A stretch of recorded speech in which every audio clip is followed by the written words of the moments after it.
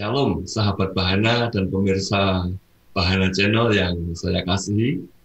Bersyukur sekali kalau dalam kesempatan kali ini kita bisa berjumpa kembali dalam ruang karena Dia. Pastinya satu ruang atau satu program di Bahana Channel yang memberkati sahabat Bahana dan pemirsa dimanapun. Nah, tidak berlama-lama, akan saya perkenalkan kepada sahabat Bahana, tamu saya, narasumber kali ini, yang sangat luar biasa. Seorang yang mungkin sudah sangat dikenal oleh sahabat Bahana atau pemirsa dimanapun, baik lewat karyanya berupa buku-buku yang beliau tulis, ataupun lewat program-program siaran di YouTube channel, maupun khotbah-khotbah, dan banyak karya yang lain. Beliau ini juga seorang kolumnis atau penulis tetap di majalah rohani populer Bahana. Dan tentunya bagi pembaca Bahana, beliau tidak asing. Nah, siapakah dia? Beliau adalah pendeta Dr. Insinyur Jarod Wijanarto, yang akrab biasa saya panggil dan saya sapa dengan nama Pak Jarod. Saya akan sapa Pak Jarod terlebih dahulu. Shalom Pak Jarod. Shalom, shalom. Shalom sahabat Bahana juga. Iya, terima kasih Pak, akhirnya bisa berjumpa di channel ini. Meskipun via virtual, tapi saya percaya sharing Pak Jarod akan sangat memberkati pemirsa dan sahabat Bahana dimanapun tentunya. Baik Pak Jarod, kita mulai perbincangan santai kita kali ini. Mungkin untuk pertama kali bisa Pak Jarod sharekan sekilas saja latar belakang pribadi dan keluarga Pak Jarod, baik keluarga asal maupun keluarga inti sekarang. Silakan Pak Jarod. Ya, saya berasal dari kota Solo. Orang tua saya, ayah ibu saya sudah dipanggil Tuhan, tapi mereka waktu masih hidup adalah berdua-dua, ya, dua-duanya ayah ibu adalah seorang guru. Lalu saya kuliah di IPB, lulus, dan saya menikah dengan teman kuliah di IPB juga, ya, yaitu di IPB Bogor, dan sekarang dua anak, satu putri, satu putra, nomor 1, nomor 2, bekerja di Singapura, nomor 3 baru saja balik dari Australia, sekarang juga sudah bekerja di Jakarta. Jadi saya menikah sudah 31 tahun, makanya anaknya ya paling kecil pun sudah lulus kuliah, bahkan sudah bekerja. Sehari-hari saya menjalankan usaha, ada IVA, ada animasi, ada Happy Holy Kid. Nah, sejak pandemi tambah satu lagi, tambah melukis. Ya, mungkin itu sebagai latar belakang saya, ya. Yang pasti sebenarnya kalau pendeta malah bukan. Di gereja saya orang jemaat biasa, tapi hamba Tuhan, ya, saya berani mengaku kalau saya hamba Tuhan. Saking banyaknya melayani, maka orang-orang panggil saya Pak Pendeta, tapi tidak ditahbiskan secara formal sebagai seorang pendeta, ya. Tapi boleh juga disebut pastor ya, Pak. Dipanggil. Iya. Baik Pak Jarod, terima kasih untuk perkenalan singkatnya. Nah, kapan Pak Jarod ini mulai terjun dalam dunia pelayanan sebenarnya? Sejak kuliah Pak, jadi 82 itu masuk IPB, ikut persekutuan, ikut pemuridan. Setahun kemudian, karena ikut pemuridan juga harus melayani, nah mulai pelayanan yang pertama itu di persekutuan di kampus, saya dulu seksi bagian melawak. Wah, ini di PMK ITB ya Pak ya? Ya, seksi hura-hura gitu ya, lalu bikin banyolan gitu, terus 83 juga akhir sudah mulai ngajar sekolah minggu. 84 udah jadi ketua kaum muda sama ketua persekutuan di kampus di jurusan. Nah udah selanjutnya itu ya sampai sekarang. Jadi ya bisa dihitung dari 83 itu ya sudah 17 tambah 21 ya 38 tahun ya. 38 tahun pelayanan. Ya, ya. Jadi dimulainya dari dunia persekutuan mahasiswa di kampus ya Pak? Ya betul Pak. Oke. Nah Pak, kalau Pak Jarod ini saya amati kan boleh dikata menjadi seorang hamba Tuhan yang multi talenta seperti itu. Saat ini, ya, paling nggak sampai hari ini, ya pembicara, ya pengkhotbah, pengajar, motivator, inspirator, penulis buku ya, bahkan yang sangat produktif, itu bisa masuk Muri. Kemudian juga pencipta lagu ya. Saya melihat Pak Jarod juga menciptakan lagu-lagu pujian, lagu rohani. Wah, luar biasa. Yang terakhir juga saya lihat Pak Jarod seorang pelukis. Ini hebat ini. Ya, belum lagi juga tadi dikatakan pengusaha. Nah, Pak, bagaimana cerita atau prosesnya sehingga bisa menjadi seorang hamba Tuhan yang multi talenta seperti ini, Pak? Nggak banyak orang yang punya kemampuan ganda seperti Pak Jarod ini saya lihat dalam dunia pelayanannya. Ya, karena saya, tapi itu nggak serempak ya satu persatu, tapi semuanya yang saya jalankan boleh dikatakan cukup maksimal. Misalnya sebagai seorang pengusaha, ya terutama IFA Dasyat, kami punya usaha multi produk, terutama fashion. Kami punya stock list di semua provinsi di 220 kabupaten. Lalu ketika saya menangani sekolah Happy Holy Kid, maka juga kami saat ini ada 66 cabang franchise sekolah kami. Ketika saya menulis buku, ya paling enggak buku saya sudah 60 lebih. Wow. Lalu sebagai animator, ketika saya menjalankan animasi, saya meng-create IP, maka IP animasi yang saya ciptakan ini, karakter yang saya ciptakan ini juga sampai menjadi serial film. Dan sempat tayang di televisi sampai 36 episode. Bahkan saya sebenarnya juga pernah menjadi sutradara untuk film boneka, dan itu lebih dari 120 episode. Ya, kayak Unjil, namanya Happy Holy Kid juga. Jadi sebelum masuk ke animasi, saya menyutradarai film boneka, ini juga masuk televisi. Jadi serial Happy Holy Kid sekarang di YouTube cukup banyak. Lalu sebelum lagu-lagu rohani itu sebenarnya lagu anak-anak. Saya sudah sampai 8 volume. Jadi sebenarnya apa yang saya kerjakan itu, misalnya banyak orang multi talent ya, tapi nggak sampai jadi. Tapi kalau saya kan bikin bukunya laku, bikin animasi tayang di televisi, bikin dagang ya jalan. Lalu, nah itu tapi awalnya itu nggak serempak ya. Jadi mulai dengan waktu kuliah yang pasti pelayanan udah jalan duluan. Jadi pelayanan itu kan dimulai duluan. Lalu pelayanannya makin lama makin banyak. Nah, lalu pekerjaan. Pekerjaannya mulai dari trading, bisnis, lalu sambil bisnis ini kan saya guru sekolah minggu. Jadi diawali dengan cinta anak-anak, akhirnya masuk ke buka sekolah playgroup TK. Jalan kira-kira 10-12 cabang, istri saya lanjutkan kembangkan, saya mulai lagi rintis yang lain. Jadi saya banyak sebenarnya kalau disingkatkan gitu, saya itu sebenarnya business development. Jadi tipikal orangnya itu entrepreneur, tapi lebih ke business development. Makanya tahun 90 saya masuk Astra, itu saya juga dikasih tugas untuk product development dan business development. Jadi ketika bisnisnya jalan, orang lain menjalankan, saya create yang baru. Nah itu kenapa bisa jadi banyak banget. Jadi begitu misalnya sekolah playgroup TK-nya jalan, maka istri saya yang meneruskan, saya mulai menjalankan yang lain lagi. Itu yang akhirnya singkat cerita ya jadi banyak banget. Gitu. Wow, luar biasa sekali nih Pak Jarod. Pak, mungkin bisa dijelaskan sedikit, IFA tadi apa Pak singkatannya? Atau itu memang nama saja, IFA? Ya, jadi kalau Happy Holy Kid kan sekolahan ya. Kalau bisnis itu saya bukanya tahun 92, jadi sudah lama. IFA itu berdiri tahun 92, panjang banget sejarahnya, karena kalau 92 sampai sekarang kan udah 9 tahun ya. Itu IFA itu singkatan dari Indonesian Footwear Agency. Nah, bisnisnya macam-macam, Pak.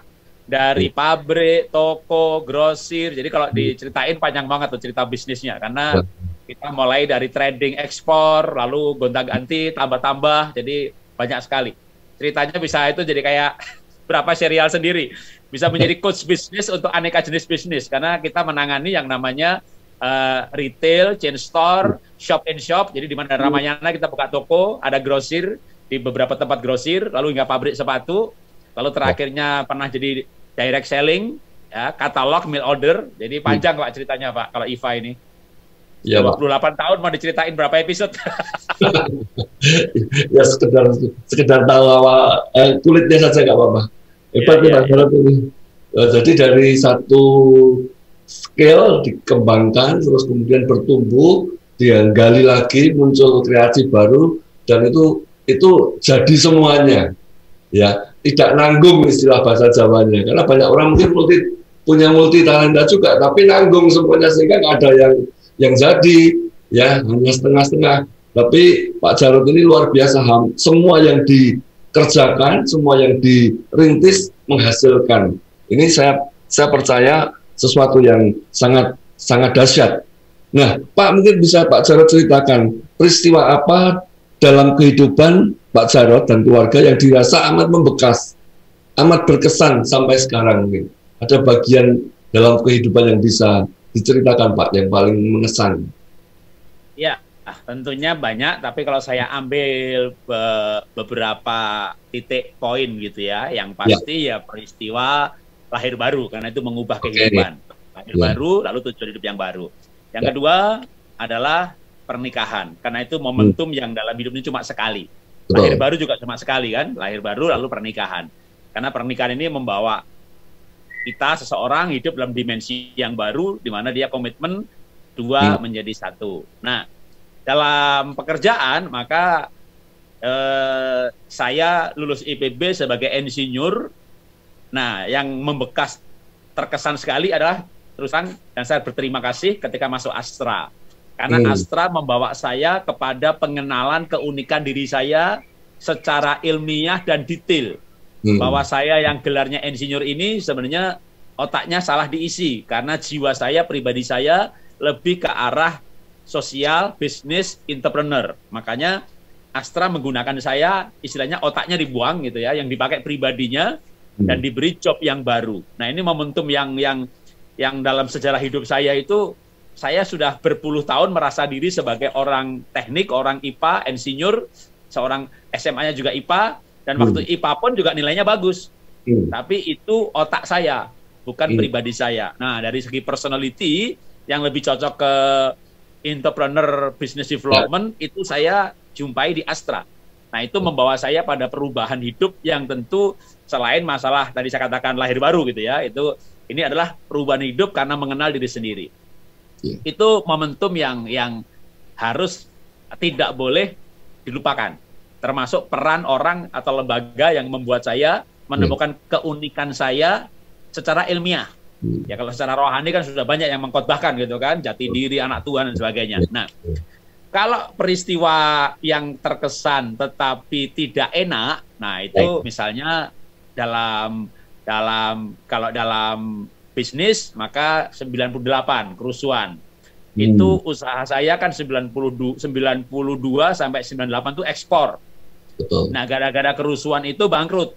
Karena buyernya takut ke Indonesia dan mengalihkan order-ordernya ke Vietnam dan ke China.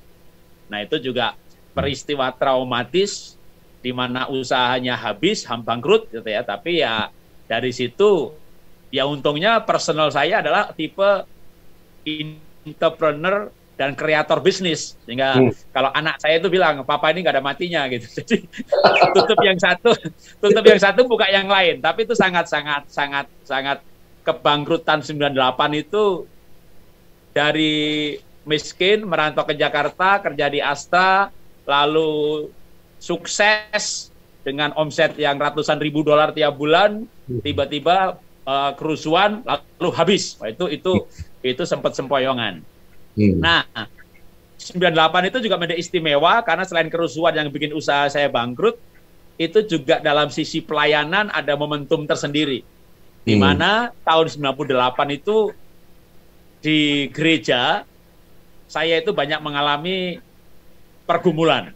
Di mana kalau saya singkat ceritanya itu ya semacam kayak disingkirkan dalam tanda petik gitu ya. Dalam arti ketua Kamuda dicopot, diganti ketua misi dalam negeri, diganti departemen anak, diganti. Jadi saya punya jabatan banyak sekali, diganti semuanya, termasuk 4 tahun nggak boleh khotbah.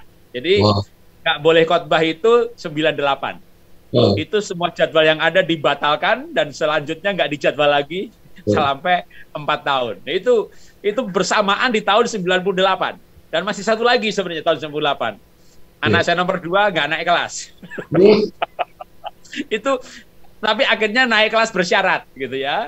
Boleh naik kelas asal dilesi nulis. Jadi itu tahun yang pergumulannya bertubi-tubi dihajar kanan kiri, bisnis habis, pelayanan habis, anak bermasalah. Itu dari tahun 98 itu ya lompatannya banyak sekali. Hal bisnis ya, kebangkrutan ekspor membuat kita masuk dalam dunia retail lokal. Lalu dari segi anak yang bermasalah dan pelayanan yang juga dihentikan, tapi itu momentum yang luar biasa di mana saya fokus pada keluarga. Jadi kayak diizinkan Tuhan mendatangkan kebaikan, saya mulai konsentrasi pada anak, pada keluarga, dan itu juga saya shifting tema. Jadi sebelum 98, saya itu nggak pernah ceramah keluarga. Misi pelayanan, terus planting, buka gereja, karena saya ketua departemen misi. Tapi peristiwa itu membuat saya sampai hari ini gitu ya. Kalau khotbah ya keluarga, Natalan, Yesus lahir di keluarga, Paskah, Yesus kebangkitan keluarga, pas dari Pentakosta, Roh Kudus dalam keluarga. Pokoknya sekarang ini musimnya apa saja temanya keluarga. Sampai di bahana ya rubrik keluarga kan, bukan rubrik misi gitu. Nggak ada yang tahu lagi kalau saya orang misi gitu. Itu momentum banget itu dalam hidup ini 98 itu. Jadi banyak peristiwa di tahun 98 ya Pak Jarod yang betul-betul mengesan yang tidak bisa dilupakan, tapi itu sangat berdampak dan membawa Pak Jarod kepada pola pikir dan juga pola pelayanan yang baru seperti itu. Ya bahkan sempat ada petik tadi diskors di gereja lokal sampai 4 tahun itu, saya bisa bayangkan rasanya gimana. Semua jabatan atau semua pelayanan dihabisi, digantikan orang lain. Nggak sempat kecewa atau sakit hati gitu ya Pak waktu itu ya? Ya kalau secara manusia tentu pernah Pak, tapi pendek sekali ya, dan waktunya itu singkat. Karena kan dulu saya itu jabatannya juga terlalu banyak Pak. Jadi dulu gereja saya itu gereja cukup besar, saya nggak usah sebut namanya, tapi dari gembala itu langsung ketua departemen, belum ada wakil gembala. Ya, tapi dari saya bergabung tahun 90, gerejanya belum gede banget, tapi berkembang menjadi besar gitu loh. Jadi dulu nggak ada wakil gembala, adanya gembala lalu ketua departemen. Lalu ada perubahan menjadi ada gembala dan ketua departemen. Nah, saya ini pegang departemen banyak. Departemen yang ini di bawahnya wakil gembala ini, departemen ini di bawahnya wakil gembala ini gitu. Nah, itu yang saya pegang itu pemuda, anak, misi dalam negeri, ditambah lagi pendidikan. Belum lagi ada sekolah misi yang saya pimpin juga. Jadi 5 unit. Waktu saya tuh diganti, butuh 5 full timer untuk mengganti 1 orang yang itu aja udah bisa kelihatan kapasitas gitu ya. Tapi itu juga sekaligus membuat kayak, waduh. Nah, saya juga punya follower cukup banyak sebenarnya. Jadi itu diaken anak-anak muda itu sampai ngajak retret ke puncak. Ada 20-an pengusaha gitu, sempat nantang saya, ngajak saya untuk bikin gereja sendiri. Nah, tapi itu saya lewati, saya yakin. Nah, waktu itu tapi saya udah yakin sekali panggilan saya. Kalau bisnis ya entrepreneur. Kalau pelayanan bukan gembala, tapi pengajar, penginjil, para church. Jadi itu 98 itu segala pergumulan itu membawa saya pada selain pengenalan, kalau pengenalan pribadi kan sudah 92. Ya. Nah, 98 itu pengenalan panggilan yang sampai sekarang tidak berubah. Nah, itu saya jawab kepada orang-orang yang istilahnya itu pendukung itu, untuk saya terima kasih ditawari tapi tidak buka gereja. Maka ketika mengalami dalam tanda petik penyingkiran gitu ya, yang Tuhan izinkan terjadi, saya tidak pindah gereja, tidak bikin gereja baru, tidak pindah gereja, dan tertanam di gereja yang sama, tidak kemana-mana. Cuma nah dulu sebenarnya memang jadi kan pengurus gereja kira-kira gitu ya, jadi jemaat biasa ya, sampai hari ini ya sebagai jemaat biasa, punya kartu keanggotaan jemaat.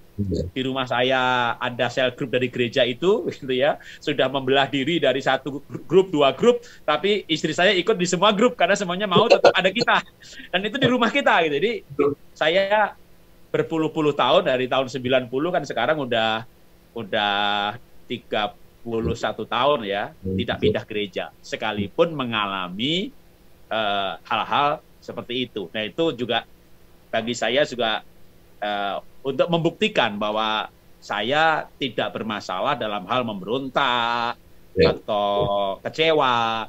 Kalau kecewa ya pindah aja gitu ya. Memang sempat kecewa, tapi dengan cepat, itu hitungan bulan saja, lalu saya segera menangkap bahwa ini Tuhan izinkan terjadi supaya saya itu ke tempat pelayanan yang pas buat saya. di dalam struktur gereja itu bukan tempat saya yang pas. Nah, akhirnya kan saya buka yayasan, namanya Yayasan Pulihkan Indonesia. Dan melayani semua gereja, melayani semua sinode yang sampai saat ini menurut saya ini tempat udah pas banget gitu. Udah ya nggak tahu lah Tuhan nanti mau pindahkan lagi, tapi paling nggak sampai hari ini nih ini kayak begini nih happy banget gitu. Saya menjalani hidup saya tuh happy banget gitu. Ya, sahabat Bahana dan pemirsa Bahana Channel, kita bisa mendengar kesaksian Pak Jarod yang sangat luar biasa ini. Ya, bagaimana beliau mengalami proses yang boleh dikatakan secara manusia pasti tidak mengenakan. Tetapi di situ Pak Jarod tetap bisa bertahan, bertekun, dan tahu rencana dan maksud tujuan Tuhan untuk hidupnya, baik dalam pelayanan, pekerjaan, bisnis, maupun keluarga. Dan sekarang Pak Jarod menjadi berkat bagi banyak gereja ya di Indonesia, bahkan di bangsa-bangsa. Nah, Pak Jarod kalau bicara tentang bisnis, bisnis apa saja yang sekarang yang Pak Jarod geluti dan kondisinya seperti apa? Apakah itu masih berjalan semuanya? Iya, ini bicara bisnis juga ceritanya. Jadi gini, tadinya kan saya tuh banyak banget ya, tapi akhirnya yang kayak pabrik tuh. Jadi tahun bisnis kan mulai tahun buka perusahaan tahun 92. Jadi mulai dengan ekspor. Nah, waktu ekspor ini uangnya banyak, akhirnya mencoba usaha yang lain. Kayak pabrik jalan, tapi untungnya tidak banyak, kita lepas sahamnya. Nah, toko kita bangkrut, grosir kita bangkrut. Gitu ya. Akhirnya singkat cerita, yang tahun 2000-an itu sukses luar biasa, itu MLM, namanya IFA Dahsyat. Multi produk, baju, sepatu, kosmetik, stokis kita di 220 kabupaten, member kita sampai 500.000 orang, pegawai kita 300-an, kita punya gedung itu 8 lantai, satu lantainya 1.560 meter lantainya per lantai, 8 lantai. Dan ini trading ya, trading, bukan pabrik 1.000 pegawai, dikit, 1.000 pegawai kali UMR, katakanlah begitu ya. Kalau kita ini 300 pegawai, tapi kan product manager, coach, trainer, motivator, jadi operasional bulanan itu sekitar 3 miliar. Nah, itu hanya untuk gambaran ukuran besarnya perusahaan kita. Nah, IFA, kita punya kantor halamannya 1 hektar lebih. Gudang kita juga 3-4 hektar. Jadi yang diatapi aja hampir 1 hektar. Ini yang saya sebut dengan IFA tadi. Nah, kondisi saat ini gimana gitu ya? Tutup. Bangkrut. Jadi 2019 MLM retail ini dihantam oleh platform. Ya, Lazada, Zalora segala macam ya, platform digital. Nah, kita sempat beralih mensuplai kepada platform. Dan kita menjadi supplier 10 terbesar di Indonesia ini, mensuplai ke berbagai platform. Akhirnya kita yakin punya barang, punya pengalaman mensuplai platform, kita bikin sendiri platform digital. Nah, tapi itu kayak jebakan, dalam arti kita kalah bersaing melawan platform raksasa dunia yang modalnya triliun. Sehingga singkat cerita 2019 itu kita rugi di atas 100 miliar. Wow. Lalu 2020 tahun lalu kita rugi lagi di atas 100 lagi. Jadi kalau dalam hal bisnis, saya itu sebenarnya sedang habis-habisan karena bisnis utamanya bangkrut dan ludes habis. Karena ketika ada saldo kita gunakan untuk menutup perusahaan secara mulia. Bayar semua supplier, bayar pesangon, bayar pegawai, lalu ditutup, saldo habis, nggak punya tabungan, tutup. Gitu ya. Ini usaha yang utama.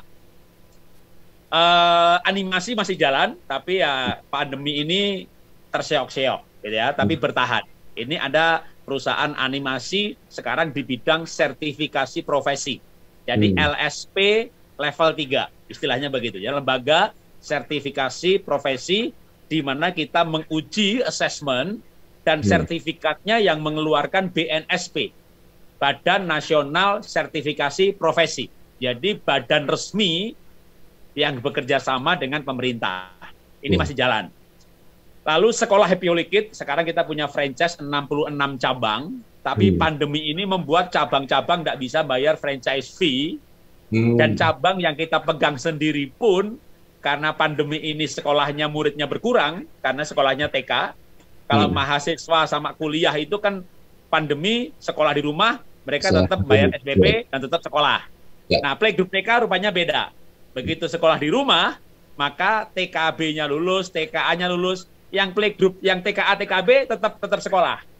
Tapi yang menarik waktu playgroup-nya naik TKA, TKA-nya naik TKB, murid baru playgroup itu yang mendaftar sedikit sekali, karena kan sekolah di rumah, namanya playgroup kan bermain. Lah ngapain bermain di rumah bayar ke sekolah gitu ya kira-kira. Jadi sekolahan kami ini sekarang ini kondisinya ya juga lagi terseok-seok. Jadi saat ini bisnis utamanya sudah tutup, sekolahan terseok-seok, animasi terseok-seok. Nah, makanya sekarang ini saya pemasukannya dengan melukis. Tapi sekali lagi, anak saya pun ini baru berkomentar lagi. 98 mengalami aneka macam berkomentar, Papa ini nggak ada matinya. Ini diulangi lagi nih. Setelah dihajar semuanya bisnis gitu ya, saya jadi pelukis. Nah, sekali lagi, apapun yang saya kerjakan, itu seperti Mazmur 1 berkata, orang yang mencintai Tuhan, apa saja yang dibuatnya berhasil. Jadi ketika menjadi pelukis tahun lalu, ini baru mulai Maret tahun lalu, tiap minggu minimal jual 1 lukisan, minimal 1 minggu, yang harganya yang nggak mahal banget, nggak murah banget, atau saya bicara belak-belakan, 10 juta 1 lukisan. Loh, ini kan nggak banyak orang bisa jualan tiap minggu 1. Ya. Ini tiap minggu laku 1, Pak. Jadi tiap bulan 40 juta, ya hidup lah gitu. Jadi makanya anak saya tuh bilang, Papa ini nggak ada matinya. Lukis, dan bukan hanya untuk hidup ya, mungkin kalau Bapak juga ikut di WA grup yang keluarga bahagia kan, lukisan saya ini nggak hanya cukup untuk hidup, tapi lebih daripada itu. Sampai kemarin saya kan fundraising untuk membantu teman di Medan beli lahan untuk misi gitu ya. Dan dalam 3 hari 80 juta terkumpul. Jadi saya itu bilang sama Tuhan, Tuhan, saya bangkrut nggak apa-apa, yang penting Tuhan nggak bangkrut. Wow. Jadi masih hidup, masih melayani, masih berbuat baik, masih bantu orang lain beli lahan misi. Tahun ini aja kita bangun sekolah di pedalaman ada 2. Ya, sambil lantai saja.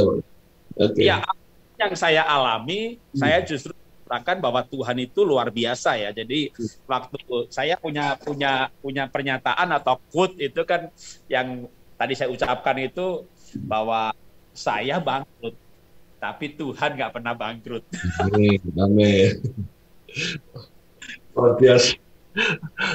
Pak Jarod, tapi kalau orang melihat Pak Jarod mungkin ya, termasuk saya, kan tidak pernah melihat Pak Jarod itu ekspresinya susah, sedih, atau wajahnya cenderung agak kecut. Padahal mengalami persoalan yang begitu berat, begitu luar biasa. Dan dari bisnis tadi kalau Pak Jarod sharekan kerugiannya 2019 100 M, 2020 juga ratusan M. Kok tetap bisa enjoy sukacita, itu rahasianya apa, Pak? Karena banyak orang mengalami kerugian mungkin 500 juta, 1 M aja sudah stres. Ya mungkin Pak Jarod punya resep ini untuk bisa dibagi. Mengalami kerugian ratusan M kok tetap bisa sukacita, ini rahasianya apa, Pak Jarod? Ya, yang pertama mungkin perlu saya sampaikan dulu bahwa ketika saya mengalami kerugian itu sukacita bukan karena saldonya banyak ya. Jadi 2019 itu bangkrut. Tapi sebelum bangkrut itu setahun di muka 2018, 2017 itu sudah mulai rugi tapi belum bangkrut. Jadi namanya istri saya itu cincin, emas, deposito udah cair semuanya. Bahkan 2019 itu untuk anak saya bisa selesai sekolah di luar negeri itu mobil. Dan istri saya juga udah jual semuanya. Jadi begitu 2019 akhirnya betul-betul bangkrut, itu kami tabungan itu ya istilahnya hanya cukup sebulan 2 bulan. Jadi kami bangkrut rugi ratusan miliar, ya kan depositonya masih banyak, nggak ada deposito lagi. Jadi itu bangkrut, ya istri masih ada sekolah yang bisa untuk makan tiap bulan gitu ya. Tapi kerugian itu betul-betul membawa kami baik saldo perusahaan ataupun saldo pribadi habis. Untuk anak selesai sekolah saja jual mobil gitu. Jadi benar-benar bangkrutan yang membawa kami secara finansial habis. Nah, kenapa tetap bersukacita? Ya, karena itu saya itu nggak punya pilihan lain gitu ya.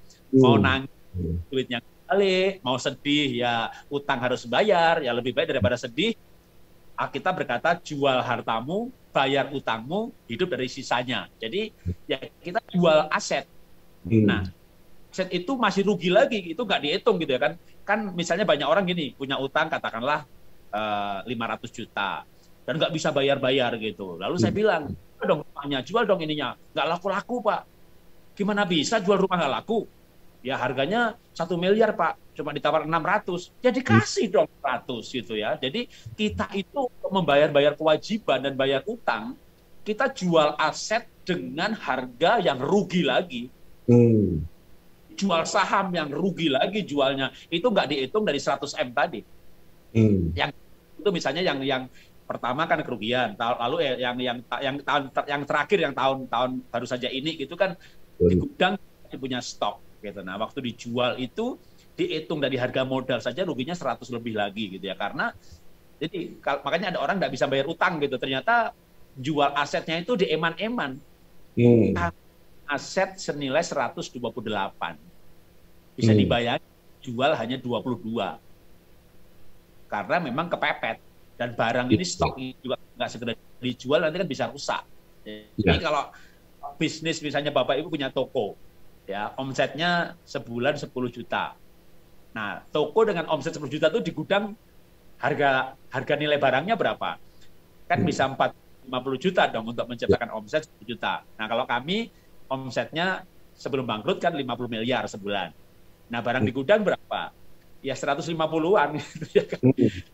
Begitu bangkrut, barang senilai 200-an itu kalau dihitung harga modal ya malah lebih sebenarnya. Kalau dihitung harga jual bisa sampai 300. Jadi ketika dihitung modal itu 128, maka akhirnya terpaksa belakangan ya dijual dengan 22 saja. Makanya rugi lagi. Jadi tapi daripada punya utang. Maka saya bisa bahagia karena saya hidup walaupun nggak punya uang, tapi paling nggak ya nggak punya utang. Kewajiban selesai, sangon selesai. Jadi, nah, tapi kan kehilangannya besar sekali gitu. Ya. Iya, saya belajar untuk tidak pernah menangisi yang hilang. Terlalu banyak hidup saya kehilangan. Pernah kehilangan pekerjaan, pernah kehilangan jabatan pelayanan, pernah kehilangan perusahaan. Bahkan 2009 saya belum cerita tadi, saya pernah mengalami kebakaran yang tidak diasuransi rumah saya sama istri anak lagi di Bali pelayanan sekeluarga, rumahnya kebakaran dan tidak diasuransi. Dan setelah mengalami kebakaran pun sampai hari ini rumah saya, mobil saya, badan saya juga tidak diasuransi. Wow. Iya. Kita ada 2 sekolahan, 2 rumah gitu kan. Ingin saya bilang apa sih nggak usah gitu. Pernah kebakaran ini. Saya jangan dicontoh dalam hal terlalu radikal mengandalkan Tuhan. Jadi saya bilang kalau Tuhan nggak izinkan pilek nggak akan, rambut aja nggak jatuh apalagi pilek untuk COVID. Asuransi kesehatan sampai anak saya itu, Pak dulu ketika punya duit kenapa nggak asuransi? Sama aja lah. Kalau banyak ketawa sakit. Wah, dasar bersuka cita kalau mau ambil intinya karena saya punya sesuatu yang tak bernilai harganya, yaitu keselamatan. Amin. Dan kekekalan itulah yang membuat saya ketika mengalami kehilangan yang tidak kekal, maka saya ingin kekal. Orang paling kaya kalau nggak punya keselamatan dia akan lebih kaya lagi kan. Keselamatan yang saya miliki ini nggak bisa dibeli dengan kekayaan. Atau orang paling dunia, Bill Gates cerai. Lah saya kan bahagia. Berarti kan saya lebih kaya daripada Bill Gates. Luar biasa, Pak. Ya, sahabat Bahana, kita mendengar sebuah kisah dan kehidupan Pak Jarod sekeluarga yang luar biasa. Kehilangan, kerugian dialami silih berganti. Namun ada satu rahasia yang Pak Jarod miliki yang ini harusnya juga dimiliki oleh setiap kita orang percaya. Pak Jarod punya prinsip, apapun yang di dunia bisa atau boleh saja hilang dari kita. Tapi satu hal, perkara yang kekal, yaitu keselamatan. Jangan sampai itu hilang dari diri kita. Dan itulah yang membuat seorang Jarod Wijanarko tetap bisa happy, tetap bisa bersuka cita, tetap bisa enjoy di tengah penderitaan, di tengah kerugian, di tengah kehilangan yang begitu besar. Dan saya percaya sharing Pak Jarod ini pastinya akan memberikan kekuatan, meneguhkan setiap sahabat Bahana dimanapun. Kalau hari-hari ini kita diizinkan Tuhan mengalami peristiwa-peristiwa yang tidak menyenangkan secara manusia, kita bisa melihat contoh dari kehidupan Pak Jarod. Tetap bersukacita di dalam Tuhan, karena di situ pasti nanti akan ada jalan yang Tuhan bukakan untuk hal-hal yang baru dan terobosan-terobosan baru. Pak Jarod sudah saksikan, sekarang bisa hidup dengan lewat lukisan. Ya, lewat lukisan bisa bukan hanya untuk hidup keluarga, tapi bahkan bisa menghidupi orang lain. Ya, bisa mensupport pelayanan misi yang luar biasa. Dan ini bukankah sebuah nilai kehidupan yang sangat luar biasa yang perlu kita teladani. Nah, Pak Jarod, baik, kita sudah sampai di penghujung perbincangan kita kali ini. Berharap nanti next time bisa bincang-bincang lagi, Pak Jarod. Ya, mungkin ada tips-tips tertentu, ada kiat-kiat tertentu yang Pak Jarod ingin bagikan kepada sahabat Bahana dan pemirsa Bahana Channel dimanapun. Silakan Pak, terutama menghadapi masa-masa sulit yang masih harus kita jalani hari-hari ini. Ya, sebagai penutup, Mazmur pasal 1 saja, ya. Berbahagialah orang yang kesukaannya Taurat Tuhan, yang merenungkan siang dan malam. Ia seperti pohon yang ditanam di tepi aliran sungai, yang berbuah pada waktunya, tidak layu daunnya. Apa saja yang diperbuatnya berhasil. Jadi, kita bersama dengan Tuhan memang bukan tanpa masalah, tapi kita akan justru punya pengalaman demi pengalaman bagaimana mengatasi masalah demi masalah. Ketika saya belum bangkrut, punya perusahaan yang pegawainya 300-an, begitu besarnya perusahaan yang nggak saya akan pikirkan bangkrut, karena saya bisa bekerja 1 bulan bisa makan 2-3 tahun gitu ya. Lalu tiba-tiba habis bis. Ya. Kalau sekarang hidup dari bulan ke bulan dengan lukisan, yang saya sempat juga waktu kalau bicara manusia ya khawatir ya, mana bisa laku gitu ya. Tapi mau usaha apa lagi? Saya sempat nyoba asuransi dan nggak cocok buat saya gitu ya. Yang lain cocok ya silahkan ya. Gimana saya mau laku gitu ya? Kalau saya ditanya, Bapak sendiri pakai enggak? Jadi akhirnya gagal ya, nggak bisa. Saya jualan asuransi nggak bisa, wong saya badan saya aja nggak tak asuransi, rumah saya nggak tak asuransi, masa mau jualan gitu. Terus akhirnya ya melukis ini. Nah, waktu saya sukses, lagi berlimpah, saya melihat kebaikan Tuhan. Waktu saya bangkrut, saya juga melihat kebaikan Tuhan. Saya melihat penyertaan Tuhan. Tuhan ada itu malah begitu nyata. Jadi saya hidup dari minggu ke minggu, dari bulan ke bulan, dan saya merasakan pemeliharaannya yang mungkin kalau saya mau saksikan sedikit tambahan. Silakan Pak, silakan.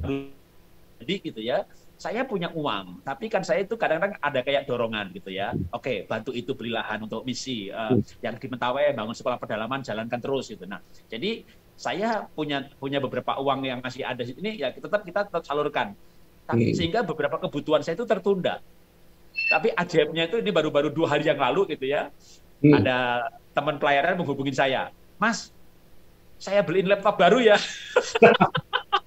Ini baru kemarin malam itu saya di airport itu, dia dari Singapura transit di Jakarta, beliin saya laptop baru. Jadi itu yang nilainya mungkin bagi dulu waktu saya lagi usahanya maju kan nggak berapa ya, tapi hari ini gitu, pemberian yang seperti itu tuh kayak Tuhan tuh tahu kebutuhan saya ya.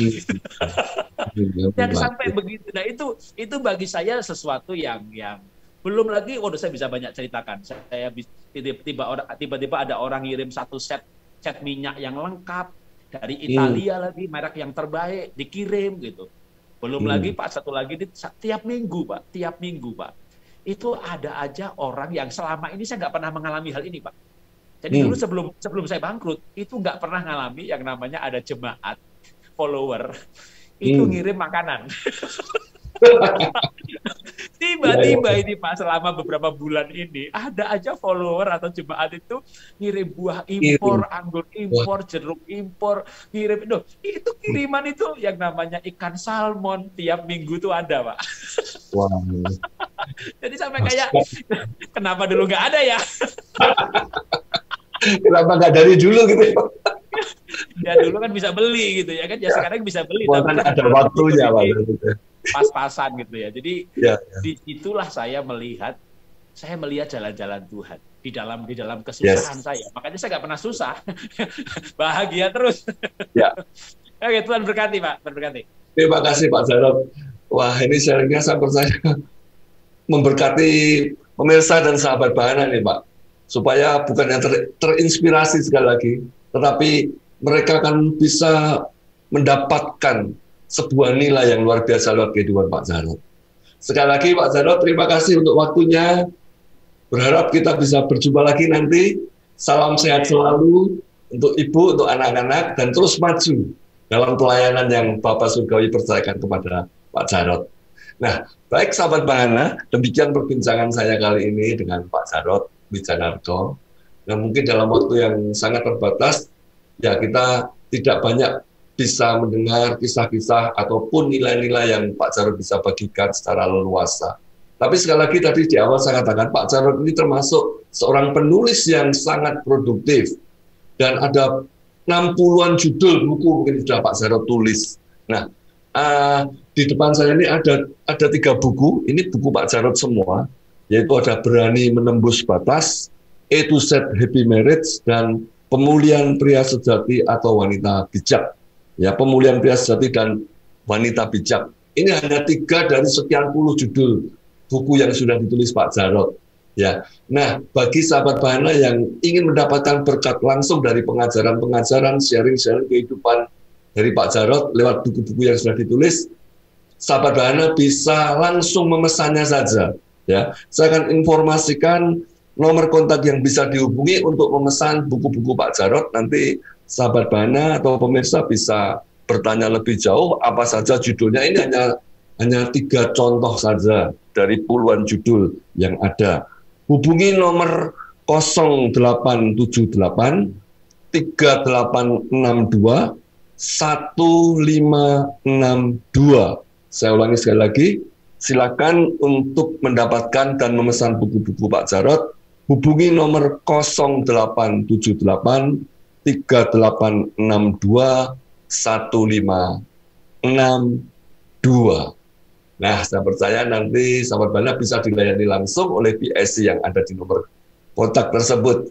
Dan saya pastikan sahabat Bahana dan pemirsa sangat dikuatkan, diberkati lewat buku-buku yang sudah ditulis oleh hambanya ini. Sekali lagi Pak Jarod, terima kasih. Salam sehat selalu. Dan juga sahabat Bahana, saya doakan tetap sehat di tengah masa-masa yang masih terus kita jalani di pandemi ini. Ya, tetap jaga prokes. Ya, 5M, ya, tetap beraktivitas sesuai kebutuhan, dan Tuhan Yesus menyertai dan memberkati kita semua. Haleluya, Shalom.